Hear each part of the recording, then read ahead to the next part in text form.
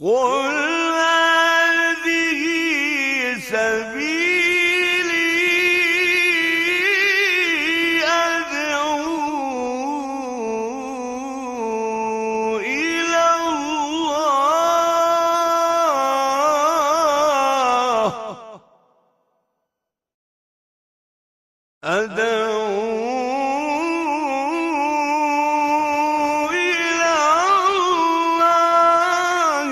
على بصيرة أنا ومن اتبعني وسبحان الله وما أنا من المشركين. بسم الله الرحمن الرحيم. إن الحمد لله نحمده ونستعينه ونستهديه ونستغفره ونعوذ بالله من شرور أنفسنا ومن سيئات أعمالنا. من يهده الله فلا مضل له ومن يضلل فلا هادي له، وأشهد أن لا إله إلا الله وحده لا شريك له، وأشهد أن محمدا عبده ورسوله صلى الله عليه وعلى آله وأصحابه وسلم تسليما كثيرا مزيدا إلى يوم الدين. أما بعد. First, let me say before we go any further, and I actually said it before, but I think it gets clipped out in the question and answer sessions. And it's actually directed to our virtual followers. May Allah subhanahu wa ta'ala grant you beneficial knowledge and make your journey in knowledge one sincerely for His sake. It's important to hear from you and get your input pertaining to the level of how the booklet is covered. Is it difficult? Are you with us? Are you following along in a way that you understand? Because over here I can look at the faces and see the level that they understand or not, and it's usually followed by a question and answer session. And just so you know, I personally read every single text that I get. Sometimes the answer is delayed, and I ask everyone to forgive me for that, but I do read all of them. And out of the hundreds of questions I get, I have not been getting any that pertain to the level of the class. If it's because it's going well, alhamdulillah, that's what we want. If not, then don't be shy or intimidated to let me know what you think. We want it at a level where all levels can benefit and comprehend. That's the level we want it at. I do believe some stuff that is mentioned in the class, and even though it's a booklet for beginners, Al-Usul al-Thalatha is a Tawheed booklet for beginners. Some of the stuff that we say when we do the explanation is a little bit further than beginners. And really the explanation, I believe, encompasses beginners and upper level students of ilm. What's learned here makes plenty of stuff, and when we study other sciences in the future, it makes it much easier when we mention and elaborate as we do. And that's why I do that. May Allah subhanahu wa ta'ala grant you all beneficial knowledge. And let's take a quick summary before we start of this chapter, of the past few classes.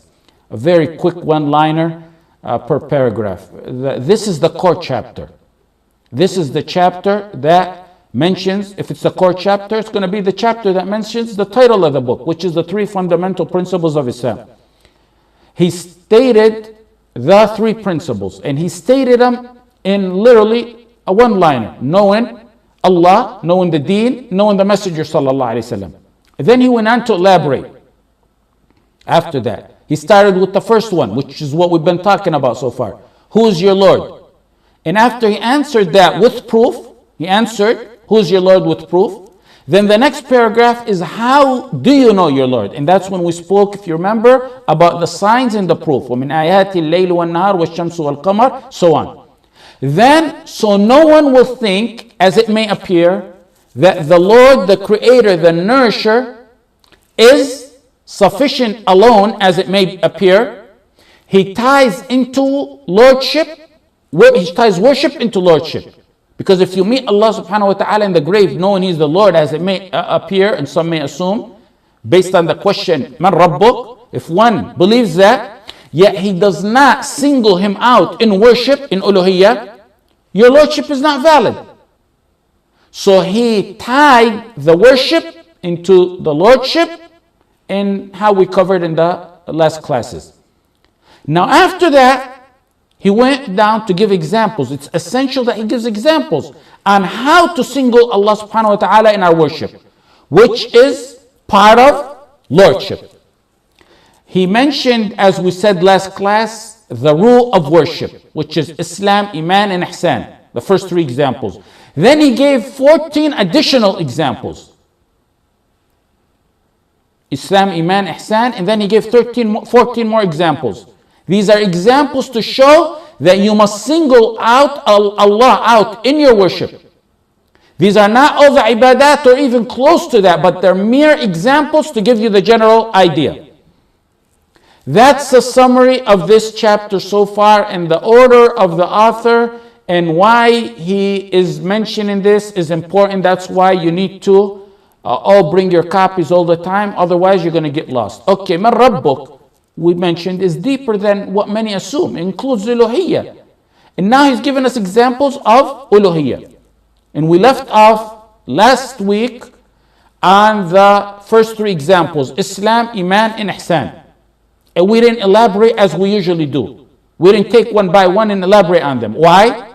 Because the author is going to talk about these 3 in more detail in the future. And our explanation has to coincide with the structure of the book. Here, he mentioned them as merely quick examples for something, for a certain purpose. So it would be more appropriate to elaborate on them when he mentions them in more depth later on. The author mentions 14 examples. Then, pay attention to this. He gives 14 examples quickly, right after each other. Then there's a paragraph. Then he repeats the examples with proof. So for our purposes here, what I want you to know is, instead of going over them twice, we're going to go over them once, and we'll include the proof. Instead of just mentioning them quickly and elaborating about them, then mentioning them again with proof, we'll just mention them one time and include the proof. Why does he do that? Because you notice his trend in writing this book is he summarizes, then goes into detail. He mentions the examples, then gives a paragraph, an overall paragraph of some proof, some ayat, and then he repeats them with every single one of them with proof. That's what he did with Islam, Iman, and Ihsan. He mentioned them quickly, then he elaborated on them. What we'll do is take each one, and as we speak about each one right now, we'll include the proof that he's going to include later on. That way we don't have to go over them twice. Why did he repeat them with proof? He mentioned them, then he repeated them with proof. Because what did we say about these? Are examples of ibadat. And ibadat are tawqifiyya, means you need proof for every ibadah you do. And that's why he mentioned and singled each one of them out with proof. So let's go through them, through the list. What he mentioned is Ibn Kathir's statement. He mentioned Ibn Kathir's statement, rahimahullah, the one he said, the creator of these things is the one who deserves to be worshipped. The creator of these things is the one who deserves to be worshipped. And then he said, وَأَنْوَاعُ الْعِبَادَةِ الَّتِي أَمَرَ اللَّهُ بِهَا مِثْلُ الْإِسْلَامِ وَالْإِيمَانِ وَالْإِحْسَانِ ومنه الدعاء والخوف والرجاء والتوكل والرغبة والرهبة والخشوع والخشية والإنابة والاستعانة والاستعاذة والاستغاثة والذبح والنذر وغير ذلك من أنواع العبادة التي أمر الله بها. All these types of worship that he mentioned are mere examples, they're not all of them. And he mentioned Islam, Iman, and Ihsan. Then he went to mention 14 other ones. He mentions 14 other ones. And we're going to start with the first one that he mentioned, dua. The first one is dua. He says in your booklet, وَمِنْهُ الدُّعَاءُ وَمِنْهُ الدُّعَاءُ. And from that is invocation and supplication. And from that is invocation and supplication. Invocation, supplication is dua. Then later on, he mentions proof for that. Like I said, first he mentions just the word dua, then he mentions proof. What does he mention later on? After the paragraph of proof, he says, وَفِي الْحَدِيثِ الدُّعَاءُ مُخُّ الْعِبَادَةِ. وقوله تعالى وقال ربكم ادعوني أستجب لكم من الذين يستكبرون عن عبادتي سيدخلون جهنم داخرين. So he mentions the verse in Surah Ghafir, but he mentions first the hadith as proof for dua. He says invocation is the core of worship. Invocation is the core of worship. Then he says, and the evidence for that is the saying of Allah, وَقَالَ رَبُّكُمْ ادْعُونِي. Your Lord says, O people, invoke me, supplicate me, making your worship sincerely for me alone, and I will answer you, and I will pardon you and give you. Those إِنَّ الَّذِينَ يَسْتَكْبِرُونَ عَنْ عِبَادَتِي, those who disdain to worship me, إِنَّ الَّذِينَ يَسْتَكْبِرُونَ عَنْ عِبَادَتِي is those who disdain to worship me alone will enter hellfire and disgrace.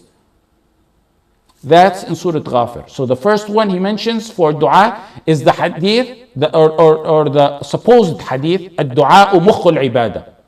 Mukh literally means brain in Arabic. Dua is the brain of worship. Your brain is your core. So when you use it in a context like this, it means not the literal brain, but of course, but the core of something. Here it means if there's no dua in your ibadah, then the core of your ibadah is missing. This hadith right here, dua, الدعاء مخ العبادة, is in Sunan al-Tirmidhi on the authority of Anas ibn Malik radiyallahu anhu. However, it's weak, because in the chain is a man called Abdullah ibn Luhay'a, and he's classified as weak for bad memory. There's some stipulation for his hadith being accepted, but it doesn't fall under this hadith. So this hadith is weak. There's another hadith in Musnad Ahmad, Abu Dawood, At-Tirmidhi, and others, عن النعمان ibn Bashir. It's very similar in wording, not exact, but very similar. But the chain of authenticity is authentic. It's also in Bukhari, Al-Adab Al-Mufrad, and Ibn Abi Shayba, and others narrated the hadith. الدعاء هو العبادة.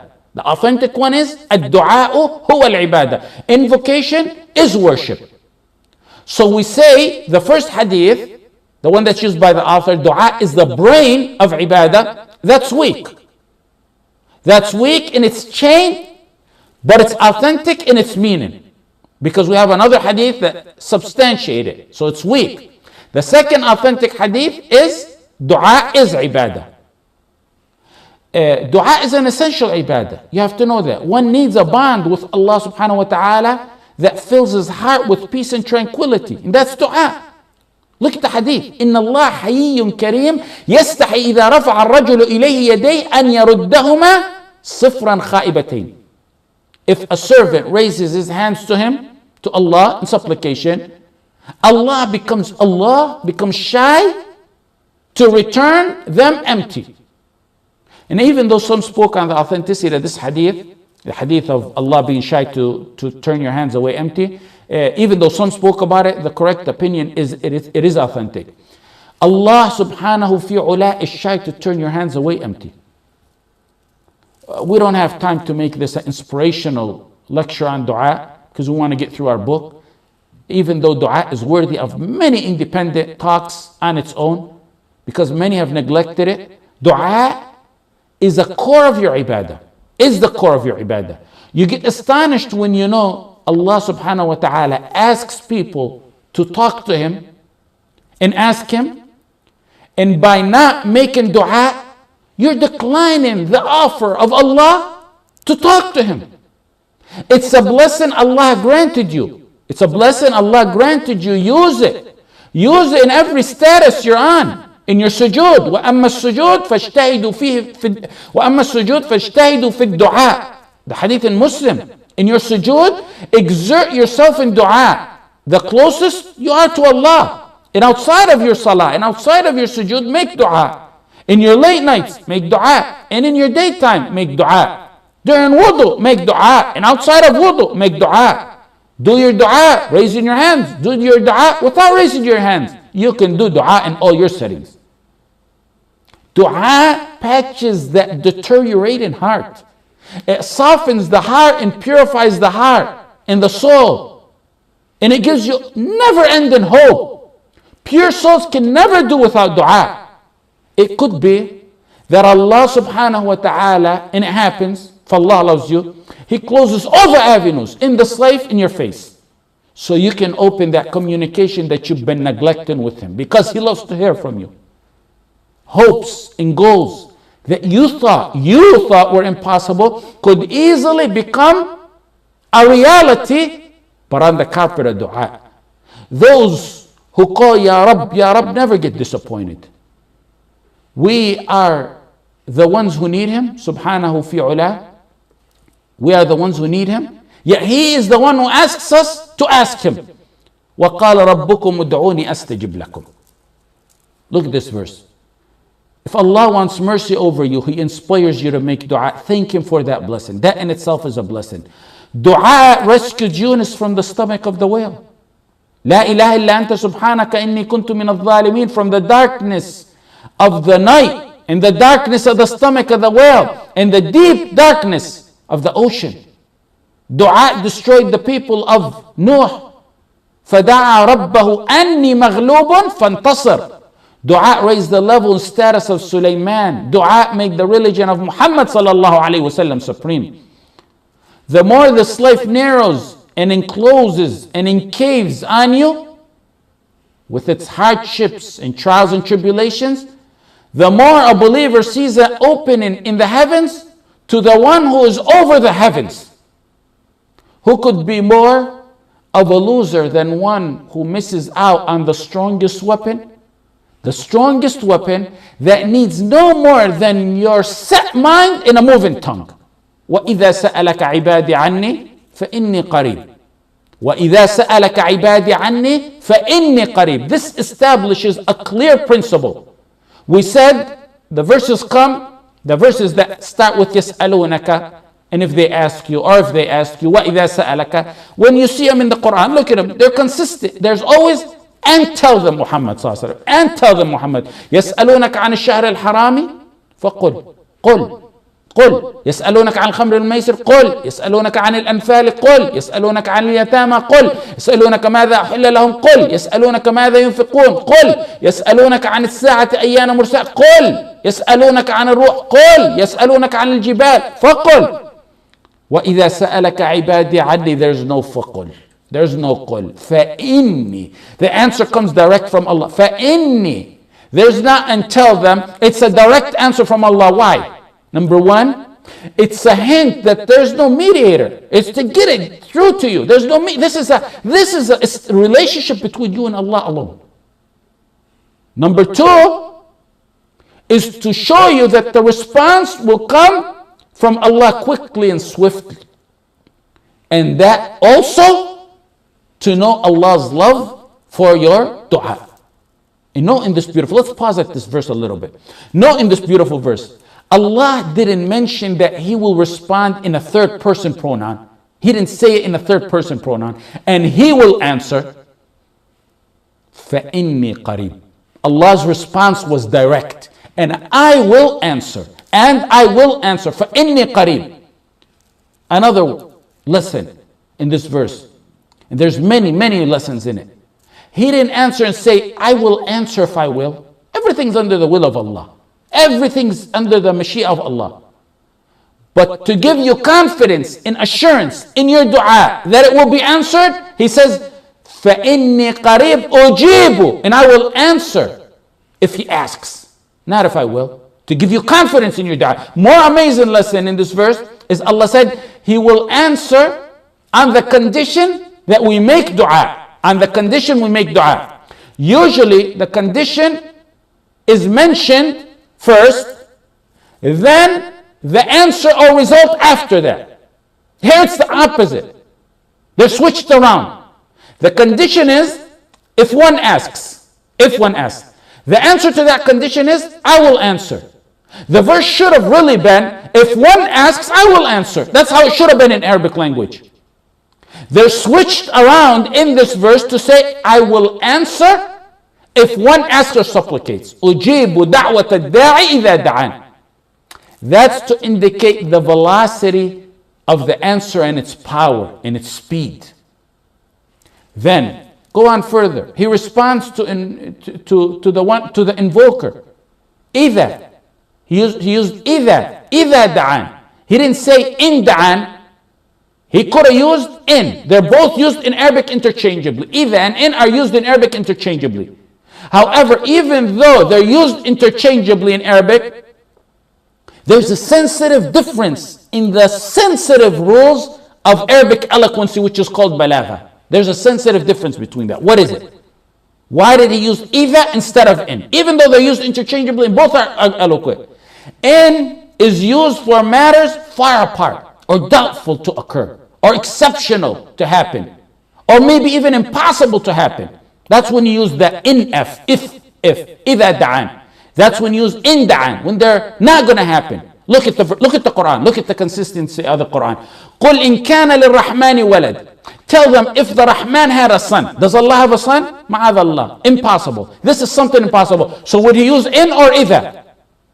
He would use in because it's something that's impossible, far-fetched, never going to happen. So he uses in instead of إِذَا. قُلْ إِن كَانَ لِلرَّحْمَنِ. He didn't say قُلْ إِذَا كَانَ لِلرَّحْمَنِ. Another example, وَإِن طَائِفَتَانِ مِنَ الْمُؤْمِنِينَ اقْتَتَلُوا. وَإِن طَائِفَةٍ. If two groups of Muslims were to fight, what are you going to use? He's going to use in. Why? Because the origin is Muslims don't fight each other. It's exceptional or rare that they do fight each other. So once that happens, it's exceptional, we use in instead of إِذَا. Another verse, وَلَكِنْ انظُرْ إِلَى الْجَبَلِ فَإِنْ استقر مكانه فسوف تراني. Allah told Musa, go look at the mountain. If it still stands still, then you'll see me. Is the mountain going to stand still or not? He used in if the mountain remains intact. Why? Why in instead of إِذَا? Because the mountain is crumbling. It didn't mean in استقر مكان if it remains still. So it's not going to happen. It's not going to stay still. It's going to crumble. So he used in. Just like in for Rahman and in for the two groups of Muslims who fight because it's exceptional. When it's unlikely to happen or doubtful or impossible, it's more eloquent to use in instead of إِذَا. Let me give you another example. كُتِبَ عَلَيْكُمْ إِذَا حَضَرَ أَحَدَكُمُ الْمَوْتِ. It's prescribed upon you when death approaches any of you. It's talking about death. If death approaches you. Now which one are we going to use here? In or إِذَا? If death is far-fetched, it's not going to happen, then we'll use in. If it's imminent and surely going to happen or more likely, we'll use إِذَا. Let's read the verse again. كُتِبَ عَلَيْكُمْ إِذَا حَضَرَ أَحَدَكُمُ الْمَوْتِ. إِذَا is suitable here because every one of us is going to die. You see that this is a balagha issue with in إِذَا. وَتَرَى الشَّمْسَ إِذَا طَلَعَتْ تَزَاوَرُ عَنْ كَهْفِهِمْ. You will see the sun declining to the right of their cave. Does the sun rise upon them every day?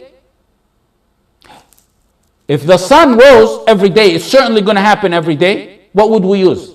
In or إِذَا? وَتَرَى الشَّمْسَ إِذَا. Is the sun rise every day? If the sun is not likely to rise every day, we'll use in. If the sun is going to rise eminently every day, we're going to use إِذَا. Let's read the verse. وَتَرَى الشَّمْسَ إِذَا طَلَعَتْ. Of course, the sun arises every day. So we're going to use إِذَا. Now, more so you understand this. Is the judgment day imminent or impossible? Possible or imminent or something that is far-fetched, not going to happen? If it's imminent, we'll use إِذَا. If it's not, we'll use in. That's how we distinguish between the two. If it's imminent to happen, we use إِذَا. If it's doubtful, questionable, not likely to happen, we use in. Even though both are used interchangeably and both are correct, however, that's a delicate balagha issue. In the Quran comes in that, like we always say, in the most eloquent of the Arabic language. A random writer in a book would use them interchangeably. You won't tell him this is wrong, this is right. One who had in-depth study of balagha will use them in the more appropriate usage. And the Quran comes in the most eloquent of the Arabic language. And that's a detail to keep in mind. Go back to that issue of the judgment day. The verse is talking about the judgment day. Is the judgment day impossible or possible? Is it more likely to happen or not? All the judgment day verses mention إذا, because it's imminent. إذا زلزلت الأرض زلزالها إذا وقعت الواقعة إذا الشمس كورت وإذا النجوم انكدرت وإذا الجبال سيرت. إذا. The point of that is, when إذا was used, it was used to assure that your dua will be answered. The usage of إذا instead of in the verse إذا دعان is to show that it's imminent that your dua will be answered. He didn't want you to have, he put everything in that verse. Everything in that verse to show you and remove any doubts in your heart that your dua is going to be answered.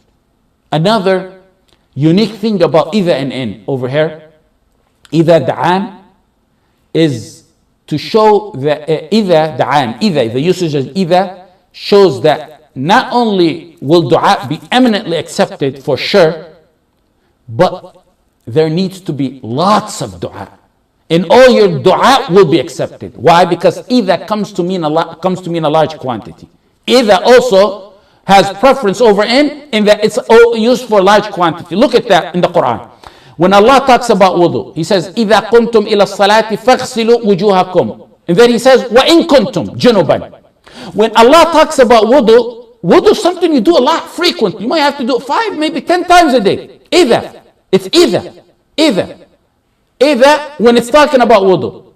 When He talks about the major impurity, junub, He uses in and if. Why? Because the major impurity is less in quantity that you do in wudu. You see that? You're likely to do wudu 5, 10 times a day. More, maybe. But taking a bath from janaba, the major impurity, is much less than that. Both mean if, in and إذا. But the eloquence, the balagha, gives you deep, sensitive, specific details that strengthen your iman and your faith that Allah will answer you. The bottom line in a one-liner is about إذا and in. They can be used interchangeably. Nearly most of the time.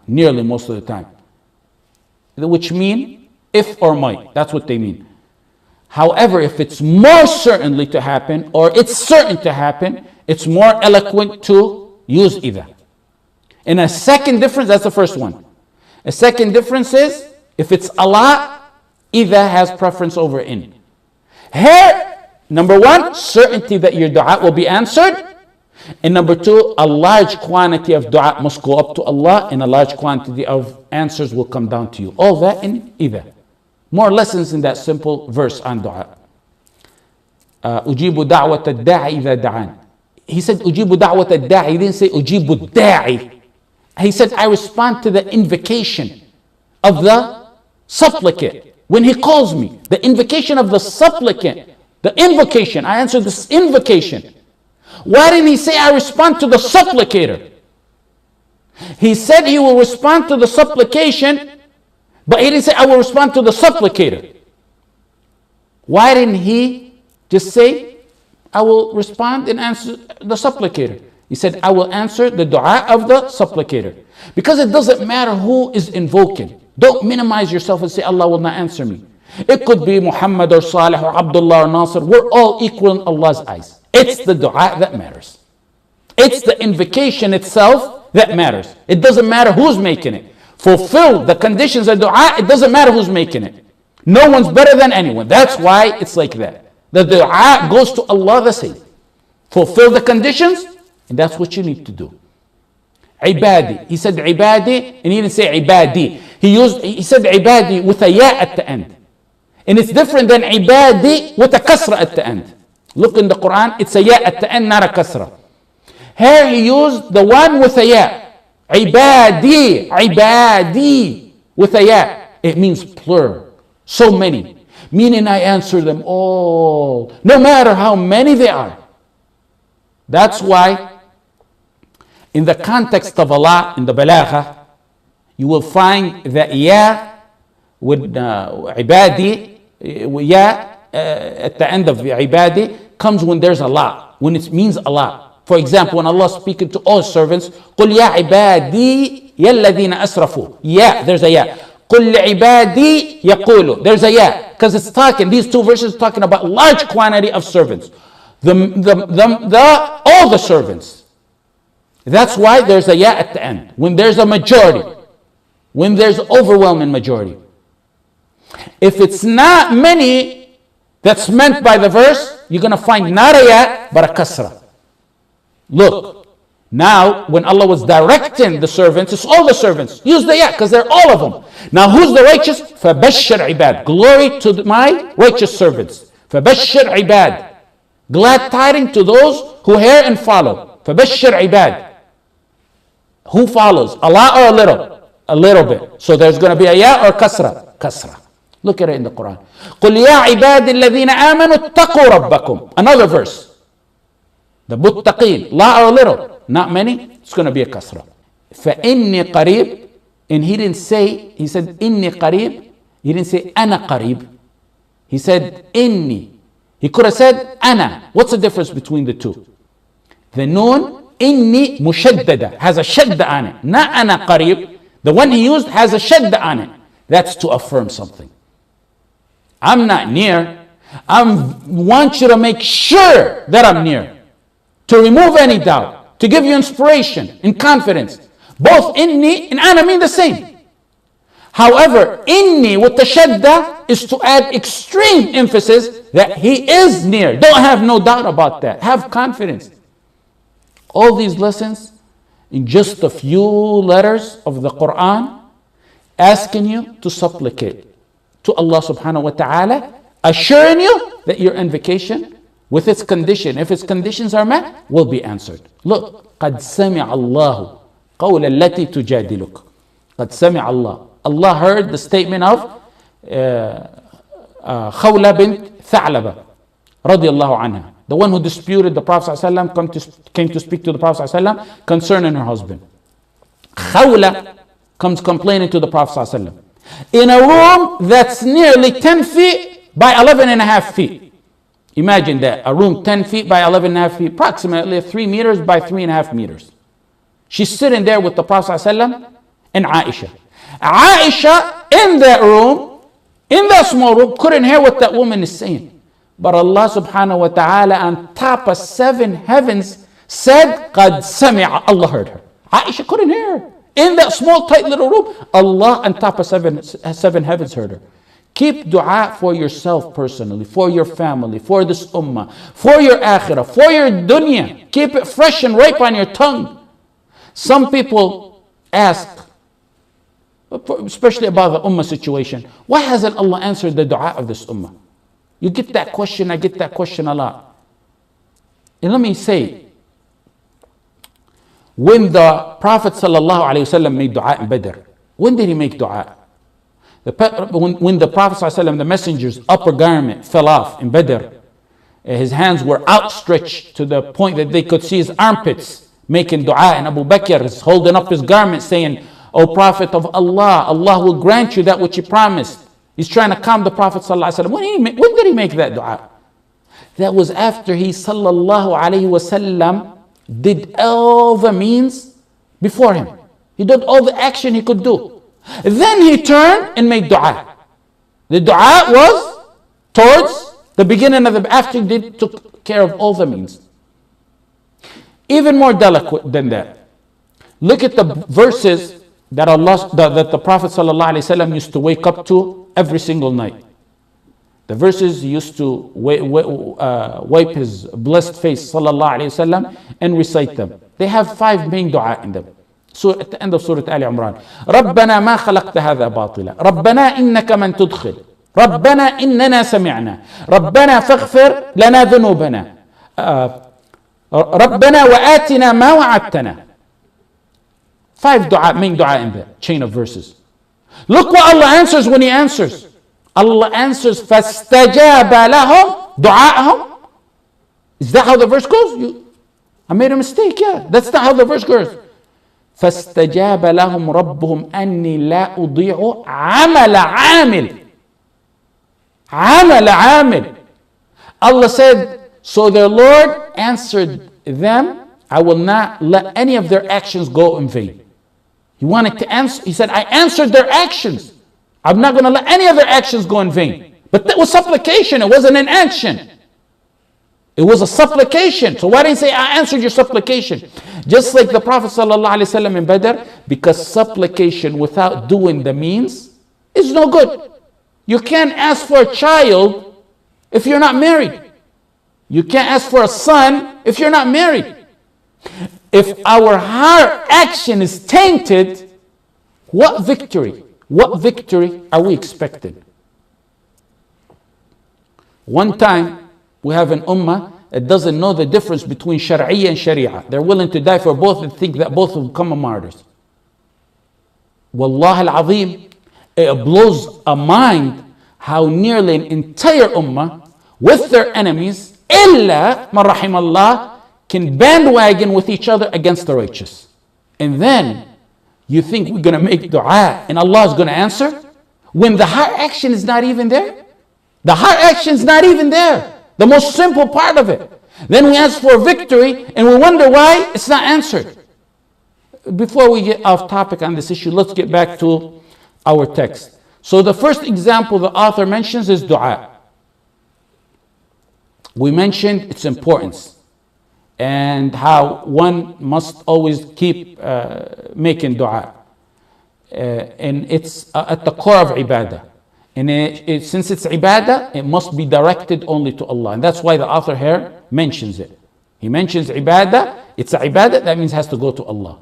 Then he mentioned as proof the verse in the Quran, وَقَالَ رَبُّكُمُ ادْعُونِي أَسْتَجِبْ لَكُمْ إِنَّ الَّذِينَ يَسْتَكْبِرُونَ عَنْ عِبَادَتِي سَيَدْخُلُونَ جَهَنَّمَ دَاخِرِينَ. This is the verse the author used as proof. In addition to the hadith that we mentioned, the one that's weak. Your Lord said, invoke me. Ask for anything. I will respond to your supplication. Surely, He will respond to your supplication. إِنَّ الَّذِينَ يَسْتَكْبِرُونَ عَنْ عِبَادَتِي, those who scorn my worship, they will surely enter hellfire in humiliation. سَيَدْخُلُونَ جَهَنَّمَ دَاخِرِينَ. First, we need to know the definition of ibadah. Al-ibadah, because we're going to base something on it. هي كل ما يحب الله ويرضى من الأعمال والأقوال الظاهرة والباطنة. Dua is a universal term that encompasses everything Allah loves from sayings and actions, both internal, matters of the internal part, and external. It includes both obligatory, recommended, and mustahab matters. All that is ibadah. So for example, if Allah commands the act, that means it becomes ibadah. That saying or act that He commands becomes ibadah. If Allah commands the people of the act, it makes it ibadah. Even if He commands the people for the act, it becomes ibadah. For example, Wallahu yuhibbu sabirin. He loves those who are patient. He loves those who are patient. Because, why does He love them? Because of their patience. That makes, because Allah loves it, makes it ibadah. Because we said ibadah is a term encompassing everything Allah loves of sayings and actions, both internal and external. Another example. إنهم كانوا يسارعون في الخيرات. إنهم كانوا يسارعون في الخيرات. They used to hasten to do good deeds. ويدعوننا رغبا ورهبا وكانوا لنا خاشعين. They used to call on us with hope and fear, and used to humble themselves before us. They used to humble themselves before us. Once Allah praised hope, fear, and khushu' to Him, which is humbling oneself to Allah subhanahu wa ta'ala, once He praised that, what happens according to our definition? Becomes ibadah. Once, okay, now that we're going through step by step. Once we know it's ibadah, then it means it's got to go 100% to Allah and to no one else. Ud'uni. Ud'uni. وَقَالَ رَبُّكُمْ ud'uni. The author used this verse as proof. وَقَالَ رَبُّكُمْ ud'uni. So we know what ibadah is. We know what happens when it's ibadah. Ud'uni. Dua, istilahan, the shar'i meaning of dua is what we talked before. The two meanings, supplication, when it's requested, that's the dua al-mas'ala or dua al-talab. When you directly ask Allah, you supplicate and ask Allah like in dua. That's dua المسألة or الطلب. Ya Allah, Ya Hayy. That's dua الطلب or المسألة. That's the first type of dua. The second one is invocation through worship. Dua al-ibadah. Which is every worship other than the first type. Why? Why is it called dua? Because in every ibadah you do, you want something. You're doing your ibadah, you want a reward. You want to be safe from hell. You want to please Allah. You want to love Allah. So you're in reality, even though you're not directly asking, you're asking for something. Some ulama said every dua in the Quran encompasses both of those. Every dua you see in the Quran encompasses that, except one in Surah Al-A'raf. Ud'u rabbakum tadarru'an wa khufya. They said this is the only one that means dua al-mas'ala, the direct dua. When you invoke Allah, Ya Allah. That's the only one in the Quran that they said is dua al-mas'ala. Everything else in the Quran where there's dua encompasses both meanings. When the author mentioned dua, he meant dua of al-mas'ala. When he mentions it here, the author, we know that from the context of the word. He meant dua al-mas'ala. That's what he meant. He said, and from the ibadah is dua. From the ibadah is dua. Once he said ibadah, then he mentioned dua. He mentioned the broad one, then he mentioned the narrow one. So when he mentioned dua here, from the context, you can tell it's dua of al-mas'ala. It would be redundant to mention it again, ibadah, and then dua. It would be redundant to mention it. That's why we know the second dua he meant was dua of al-mas'ala. First he mentioned ibadah, then when he mentioned dua again, he meant the dua of al-mas'ala. Otherwise it would be redundant. The context clearly shows that. So the author here meant dua al-mas'ala. Because of him mentioning ibadah and then dua. Now going back to the verse. وَقَالَ رَبُّكُمْ أُدْعُونِي أَسْتَجِبْ لَكُمْ. Some ulama said dua here in this verse is the dua of al-talab. The supplication dua.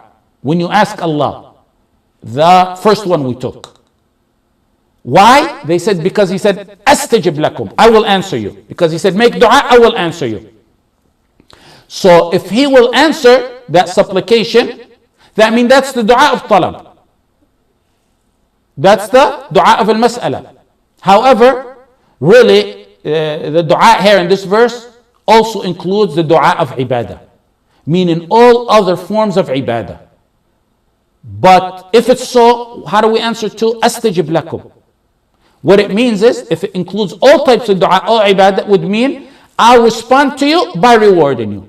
And if it's the dua, I'll answer you by giving you what you want. If it's dua al-mas'ala. If it's the dua al-ibadah, I will answer you by giving you the reward. So in reality, the verse encompasses both. It's the verse in the way it's Allah subhanahu wa ta'ala worded it encompasses both. إِنَّ الَّذِينَ يَسْتَكْبِرُونَ عَنْ عِبَادَتِي سَيَدْخُلُونَ جَهَنَّمَ دَاخِرِينَ. Those who scorn my worship will surely enter hell in humiliation. إِنَّ الَّذِينَ يَسْتَكْبِرُونَ عَنْ عِبَادَتِي سَيَدْخُلُونَ جَهَنَّمَ دَاخِرِينَ. The author mentioned this verse as proof for dua. Allah said, إِنَّ الَّذِينَ يَسْتَكْبِرُونَ عَنْ عِبَادَتِي. Those who are arrogant, those who scorn my worship. Look at that. That's the point of that. This is why. Those who scorn my worship. What did Allah call ibadah? Dua, worship. Those who scorn my worship. Those who scorn my worship. So what worship is he talking about? Dua. So once it became ibadah, once dua became ibadah, it must be totally for the sake of Allah. And if one does it for other than Allah subhanahu wa ta'ala, if one does dua for other than Allah subhanahu wa ta'ala, then he's a mushrik kafir.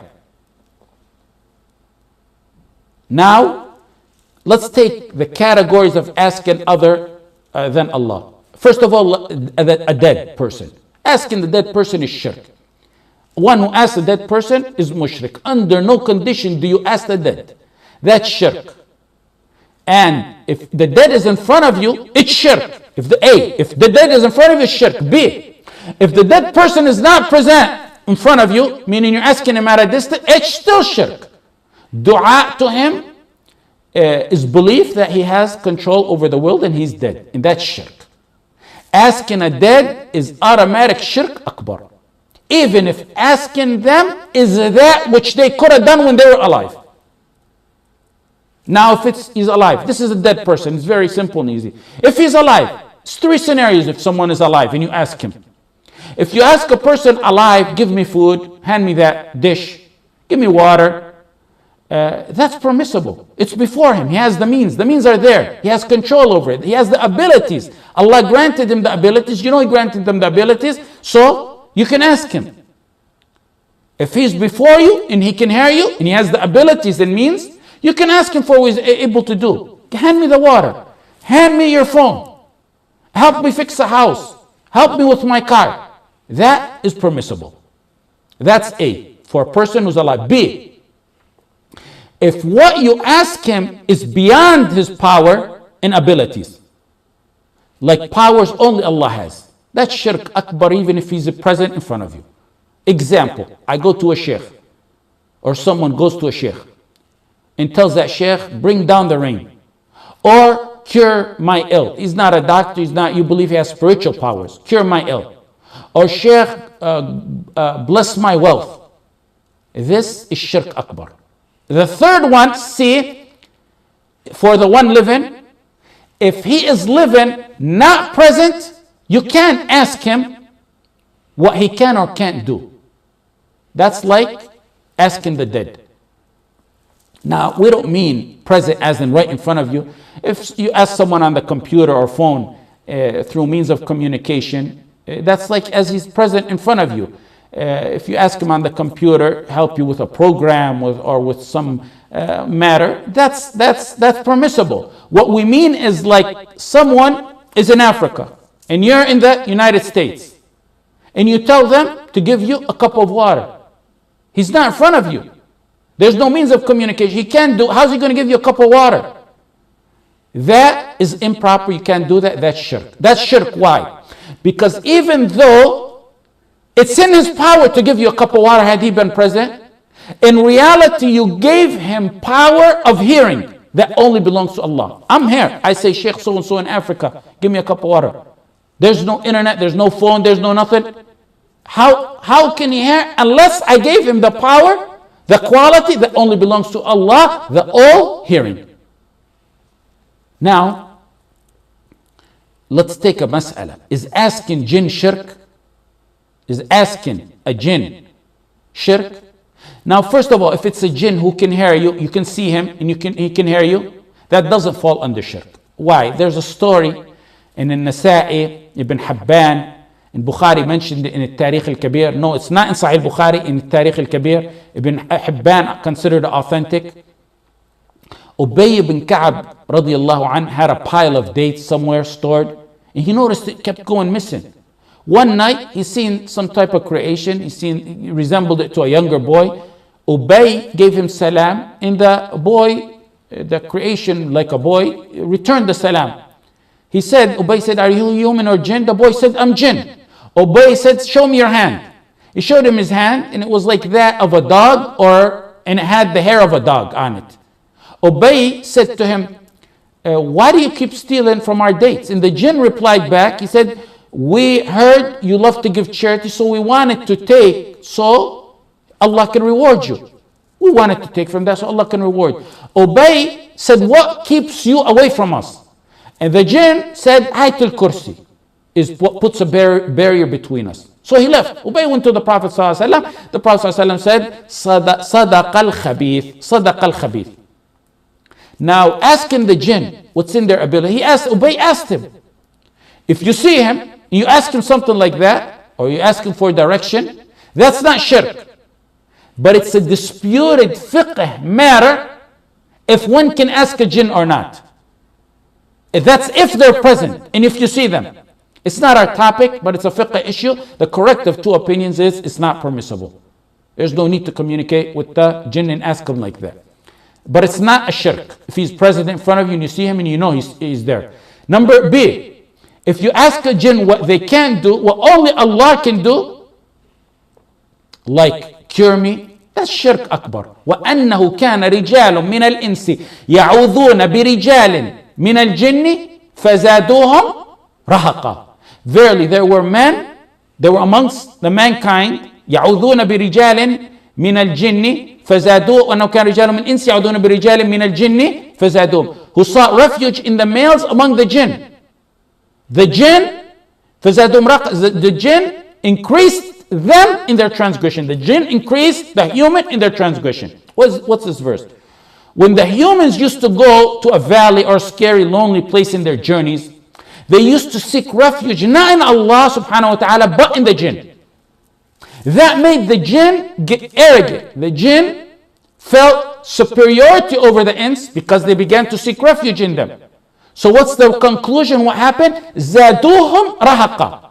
The jinn increased the mankind, the ins, the humans, in transgression and in sin. فزادوهم رهقا. What it means is the jinn, seeing that the humans were afraid and sought refuge in them, so they began to scare them more. As-Suddi rahimahullah said, a man used to travel with his family. And when he gets to an area to rest, he would say, I seek refuge in the master of this valley of the jinn, that he won't harm me or my wealth or my children or my cattle. That's what one used to say on his journey. That's what يعوذون برجال من الجن. Qatada said when they used to do that, when they used to do this, seek refuge in the jinn would harm them more. زادوهم رهقا. Al-Thawri rahimahullah said it means when the jinn seen them seeking refuge in them and they were afraid of them, they became more bold towards them. زادوهم رهقا. Ikrimah said the jinn used to flee from humans like human used to flee from the jinn. They used to be scared of each other. Even the jinn were more scared of the human than the humans were of the jinn. But when humans went to the valleys and sought refuge in the jinn, first of all, the jinn used to flee. But the humans began to seek refuge in them. When they started to do that, the jinn said, they're more afraid than we are. They're more afraid of us than we are of them. So let's get closer to them. And that's when the jinn began to touch the humans with harm, like the mental things that they do and the hardship and inflictions that they do. Zayd ibn Aslam said, Rahaqa means when they sought refuge, when the humans sought refuge in the jinn began to scare them more. Ibn Abbas and Qatada said it's sins. Zaduhum raqa means they, by seeking refuge, when the humans began to seek refuge in the jinn, meaning they gained more sins. It caused the humans to gain more sins. Mujahid said rahaqa is tyranny, meaning the jinn became more tyrants and transgressed more over them. Listen to the story.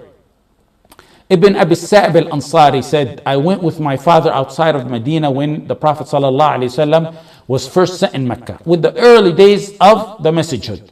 We slept on the journey near a shepherd. There was a shepherd, he had some sheep. We said, let's sleep near this man.